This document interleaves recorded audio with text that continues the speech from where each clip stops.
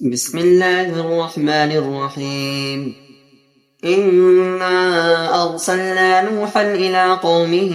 أن أنذر قومك من قبل أن يأتيهم عذاب أليم.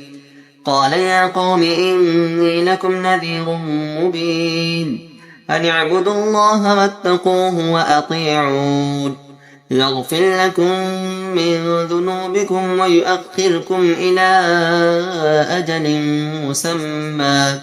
إن أجل الله إذا جاء لا يؤخر لو كنتم تعلمون.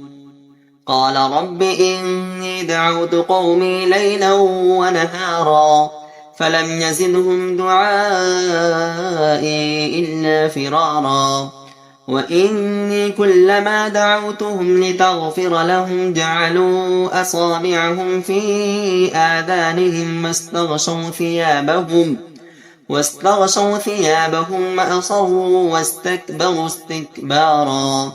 ثم إني دعوتهم جهارا ثم إني أعلنت لهم وأسررت لهم إسرارا فقلت استغفروا ربكم إنه كان غفارا يرسل السماء عليكم مدرارا ويمددكم بأموال وبنين ويجعل لكم جنات ويجعل لكم أنهارا ما لكم لا ترجون لله وقارا وقد خلقكم أطوارا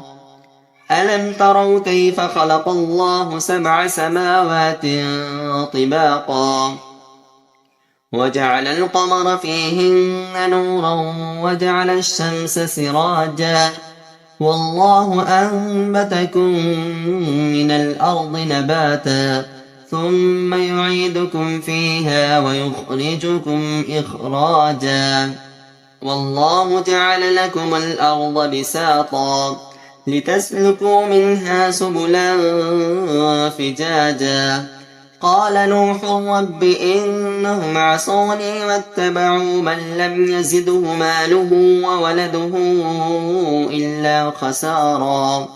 ومكروا مكرا كبارا وقالوا لا تذرن آلهتكم ولا تذرن ودا ولا سواعا ولا يغوث ويعوق ونسرا وقد أضلوا كثيرا ولا تزد الظالمين إلا ضلالا مما خطيئاتهم أغرقوا فادخلوا نارا فلم يجدوا لهم من دون الله أنصارا وقال نوح رب لا تذر على الأرض من الكافرين ديارا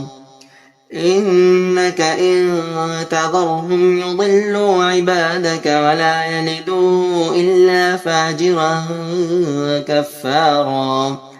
رب اغفر لي ولوالدي ولمن دخل بيتي مؤمنا